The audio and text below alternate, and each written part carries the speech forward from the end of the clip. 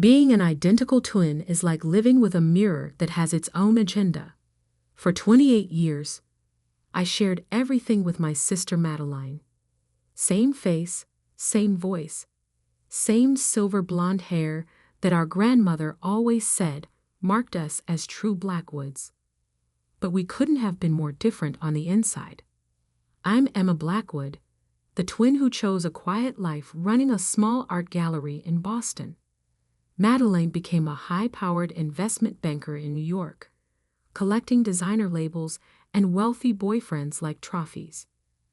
Our parents were prouder of her, naturally. Who wouldn't prefer a daughter who made millions over one who spent her days hanging paintings? But our grandmother, Catherine, was different. She saw through the surface similarities, understood who we really were beneath our identical faces. While our parents fawned over Madeline's banking success, Grandma quietly supported my passion for art, helping me open my gallery when no one else would. "You have a gift, Emma," she'd tell me during our Sunday afternoon teas in her Victorian mansion. "You see beauty where others see only dollar signs." Those afternoons were sacred.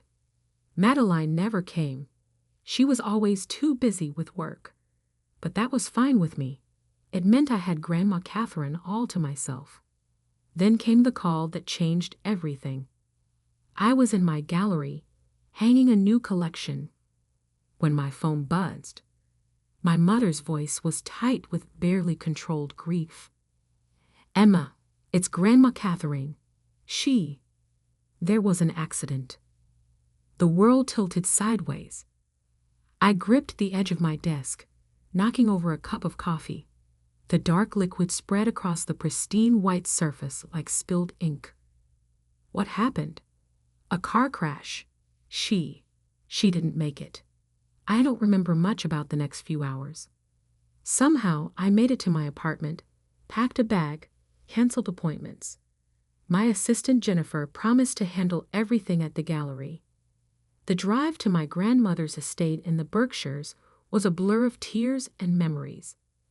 Every mile marker reminded me of another Sunday tea, another quiet conversation, another moment when Grandma Catherine had been the only person who truly saw me.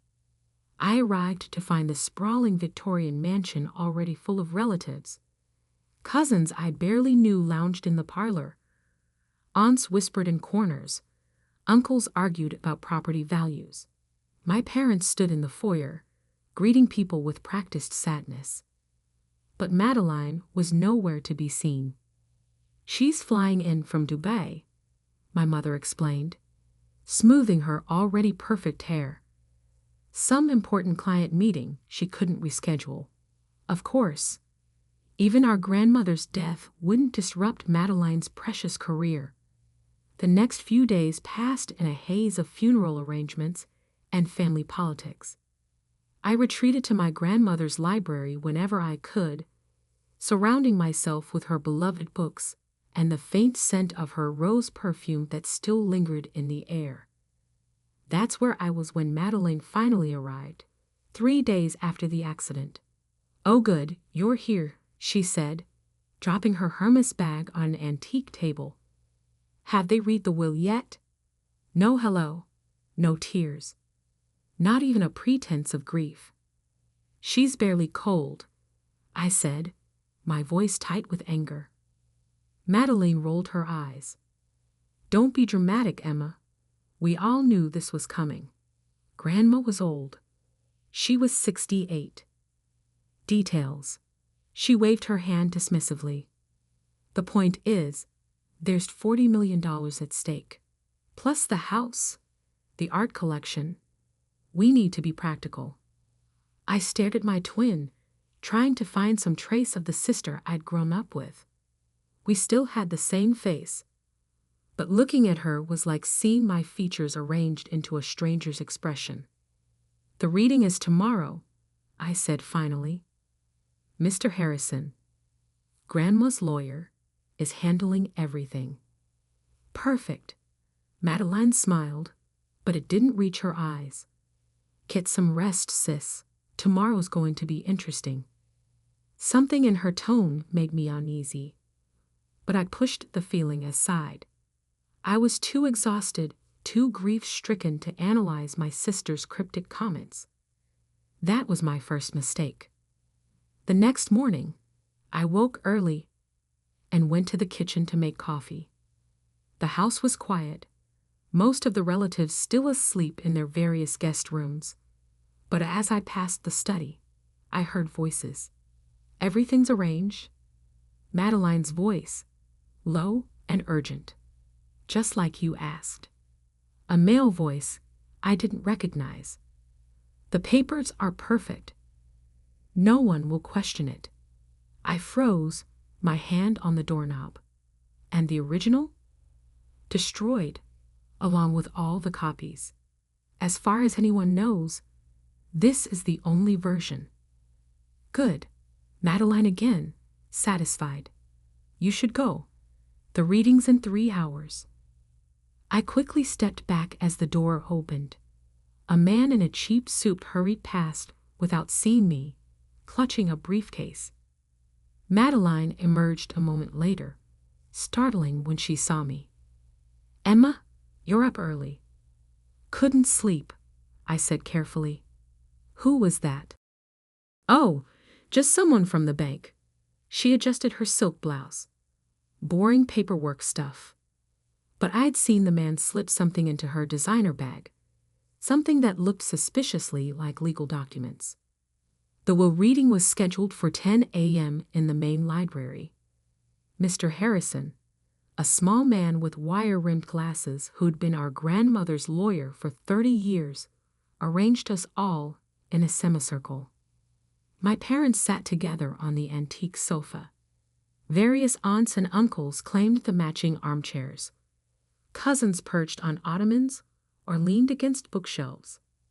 Madeline took a seat directly across from Mr. Harrison, her expression carefully neutral. I chose to stand by the window, next to the painting of roses that Grandma Catherine had always loved. Something felt wrong. The conversation I'd overheard, Madeline's strange behavior. "Before we begin," Mr. Harrison said, adjusting his glasses, "I want to express my personal condolences. Catherine was more than just a client to me. She was a dear friend." Madeline shifted impatiently. Yes, very sad. Shall we proceed?" Mr. Harrison blinked, taken aback by her tone. "Of course." "Well, the terms are quite straightforward. Catherine was very specific about her wishes." He opened his briefcase, but Madeline interrupted. "Actually," she said smoothly, "I have something you should see first." She pulled out a document, the same one I'd seen the mystery man give her earlier. "What's this?" Mr. Harrison frowned, taking the papers. "Grandma's real will," Madeline announced. "Dated just 2 weeks ago. She gave it to me for safekeeping." The room erupted in whispers. I felt my heart start to pound. "This can't be right," Mr. Harrison muttered, scanning the document. "I drew up Catherine's will myself. She never mentioned." "Obviously she changed her mind," Madeline said. "As you can see, everything's perfectly legal. All the signatures are verified." I moved closer, looking over Mr. Harrison's shoulder. The will looked authentic, same legal language, same formatting. But something was wrong. The signature. It looked like Grandma's. But then I saw it. The terms of the new will were simple. The entire estate, all $40 million, plus the house and every asset, was left to Madeline Blackwood. I felt the blood drain from my face. "This is a lie," I said, my voice shaking. "Grandma would never." "Do you have proof?" Madeline challenged, her eyes glinting. "Because I have a legally binding document right here." The room fell silent as everyone stared at us, identical faces locked in a battle of wills. "Mr. Harrison," I turned to the lawyer desperately. You know this isn't right. You knew Grandma better than anyone. I'm sorry, Emma, he said slowly. But if this will is authenticated, my hands are tied. Madeline's smile was triumphant. Well then, I believe that settles everything. As the sole heir, I'll need everyone to vacate the premises by tomorrow morning.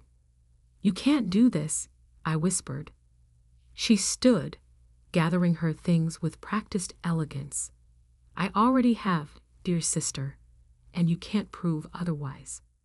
As the family filed out in shocked silence, I remained rooted to the spot, staring at the painting of roses. Grandma Catherine had taught me to paint those roses herself, spending countless patient hours helping me get the shadows just right. Now my twin sister had stolen everything, our grandmother's legacy, my inheritance, even my identity. Because that signature on the will, it wasn't Grandma's at all. It was mine. Being identical twins meant sharing DNA, fingerprints, and virtually indistinguishable signatures. My entire life, I'd been careful about signing documents precisely because I knew Madeline could mimic my handwriting perfectly. But I never imagined she would use my signature to forge our grandmother's will. The day after the reading, I watched from my old bedroom window as moving trucks arrived. Madeline wasted no time claiming her prize, directing workers to pack up our grandmother's antiques and artwork. Miss Blackwood? A quiet voice interrupted my thoughts. I turned to find Agnes, our grandmother's housekeeper of 20 years, standing in the doorway. Her eyes were red from crying. I'm sorry, Agnes. I know Madeline's asked everyone to leave. That's just it. Agnes wrung her hands nervously. There's something you need to see. She led me down to the kitchen, checking twice to ensure we weren't followed. From beneath her apron, she pulled out a small leather-bound notebook. Your grandmother's diary, she whispered. She asked me to keep it safe. Said it was important you find it if anything happened to her. My hands trembled as I took the notebook. Why didn't you give this to Mr. Harrison? Because Ms. Madeline was watching him like a hawk. But that's not all. Agnes glanced around again before continuing.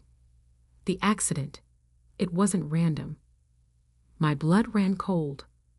What do you mean? The day before, your grandmother was upset. She discovered something about Ms. Madeline, something to do with her banking work. She made some calls, said she needed to fix things. I opened the diary with shaking fingers. The last entry was dated the day before the crash. Called Marcus about M's activities at Sterling Bank. The numbers don't add up. Offshore accounts, missing client funds. She's been stealing millions. I can't stay silent. Emma deserves to know the truth about her sister. Tomorrow I'll. The entry ended there. Tomorrow never came. There's more, Agnes said. The morning of the accident, I overheard Ms. Madeline on the phone in the garden. She said something about taking care of it today and making it look accidental. The diary slipped from my fingers. Are you saying? I'm saying be careful, Miss Emma. Your sister, she's not who you think she is. A sharp voice cut through our conversation. Agnes, why aren't these boxes packed yet? Madeline stood in the doorway, her eyes narrowing as she saw us together. Agnes quickly gathered some cleaning supplies and hurried out. Still here, Emma. Madeline's tone was honey-sweet poison. I thought I made it clear the house needs to be emptied. I met her gaze steadily. Did you kill her? The question hung in the air between us. Madeline's smile never wavered. What an awful thing to suggest, she said softly. Grief makes people say such terrible things. She knew about Sterling Bank. I pressed. About the missing money. Something flickered in Madeline's eyes. Surprise? Fear?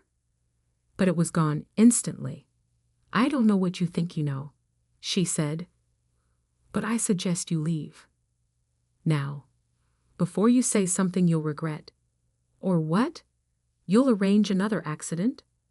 She stepped closer, her face, my face, inches from mine. Prove it, she whispered. Prove any of it. You can't, can you? Just like you can't prove the will is forged. It's your word against mine, sister dear. And I have $40 million worth of lawyers on my side. She was right. I had no proof, just a diary entry, a housekeeper's statement, and horrible suspicions.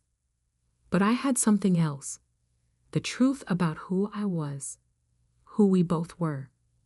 You forgot one thing, Madeline, I said quietly. Grandma didn't just teach me about art. She taught me about family history, about the Blackwood legacy. Boring stories about dead relatives, she scoffed. What's your point? My point is, I know things you don't. Things about this house, about Grandma's real fortune. Things she only shared during those Sunday teas you were too busy to attend. Uncertainty crept into her expression. You're bluffing? Am I? I smiled, channeling her own cold confidence. Guess you'll find out. I walked out of the kitchen, feeling her eyes boring into my back. At the front door, I paused. Oh, and Madeline? Don't touch the painting of roses in the library. Some art is worth more than money. It was a shot in the dark, but I saw fear flash across her face. She knew something about that painting, something she didn't want me to discover. In my car, I pulled out my phone and made 2 calls. The first was to an old friend from art school who now worked as an authenticator for major auction houses. Sarah, I need you to look into something. A painting of roses, circa 1940s, artist unknown. The second call was to a private investigator recommended by one of my gallery clients. I need everything you can find on Sterling Bank's offshore accounts. Focus on transactions authorized by Madeline Blackwood. Finally, I called Mr. Harrison. Meet me tomorrow, I said when he answered. There's something you need to know about Grandma's real will. Most people think revenge takes a long time, but sometimes justice strikes like lightning, fast, bright, and impossible to escape. It took exactly 3 days to destroy everything Madeline had stolen. I met Mr. Harrison at a small cafe far from the estate. His hands shook slightly as he read Grandma's diary. My God, he whispered. I knew something was wrong. But this, I need your help, I said. The painting in the library. Did Grandma ever mention anything special about it? He looked up sharply. She did, actually. About a month ago, she had me update her will. Said something about important papers being where the roses never fade. My heart raced. The painting. I'd always wondered why Grandma insisted it never be moved, never be cleaned by anyone but her. Mr. Harrison, I need you to stall the estate transfer. Just for 24 hours. He nodded grimly. I'll file some paperwork. Technical errors that need reviewing. But Emma, be careful. If what this diary suggests is true. I know, I said quietly. My sister is capable of murder. Back at my hotel, messages waited from both my contacts. Sarah, the art authenticator, confirmed my suspicions about the painting. The private investigator's findings about Sterling Bank were even more explosive. I took a deep breath and made one final call to the FBI's Financial Crimes Division. That night, I waited until 3 a.m. before returning to the estate. The security code hadn't been changed. Madeline always did underestimate me. The house was dark, empty except for the furniture Madeline hadn't yet moved. In the library, Moonlight filtered through the tall windows, illuminating the painting of roses. With trembling fingers, I felt along its heavy gilt frame. There, a slight catch, a hidden spring. The painting swung away from the wall like a door, revealing a small safe built into the wall behind it. I smiled, remembering all those Sunday afternoons when Grandma taught me to paint roses. She hadn't just been teaching art. She'd been showing me exactly where this safe was located. The combination was simple: my birthday, not Madeline's. She'd been born 2 minutes later. This was how Grandma had always told us apart, by remembering who came first. Inside the safe lay a stack of documents: bank records, surveillance photos, and a USB drive. But most importantly, there was another will. The real will, dated just 3 days before Grandma's death, with a letter attached. My dearest Emma, if you're reading this, something has happened to me. I've discovered what Madeline has been doing at Sterling Bank. The stolen money, the fake accounts, all of it. I've gathered proof, but she knows I know. I fear what she might do. I'm leaving everything to you because you're the only one who understands what truly matters. The money, the house, they're just things. But integrity, truth, justice, these are the real Blackwood legacy. All my love, Grandma Catherine.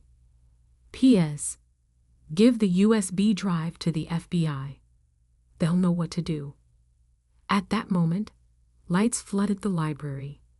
Madeline stood in the doorway, her face twisted with rage. "How did you know?"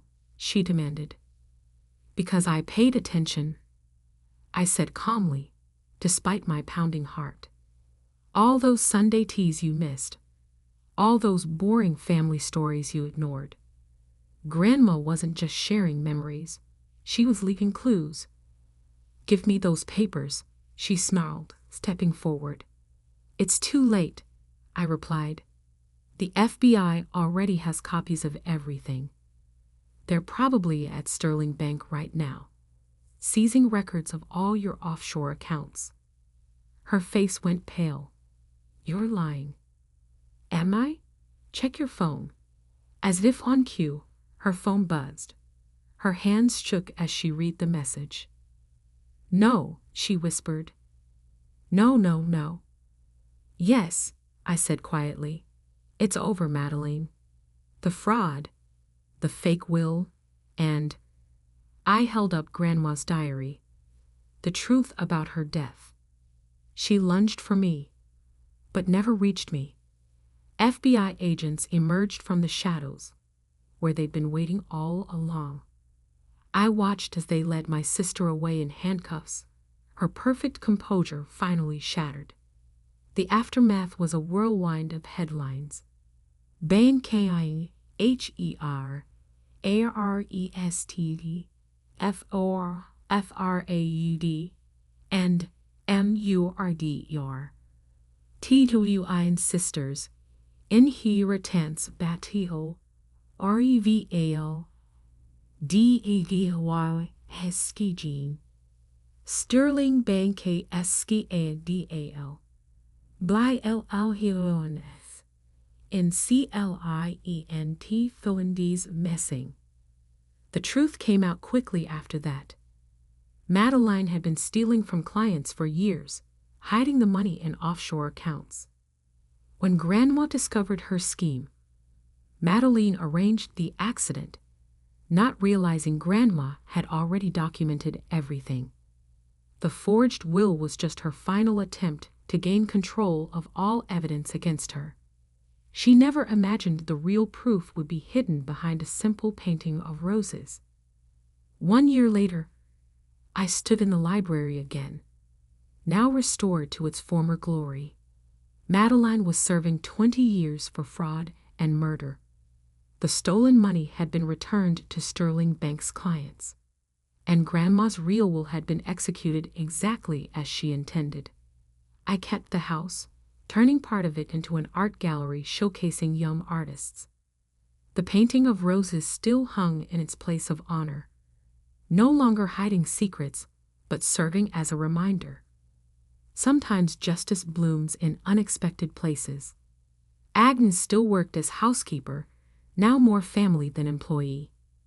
Mr. Harrison helped manage the charitable foundation I'd established with half of my inheritance, supporting arts education for underprivileged children.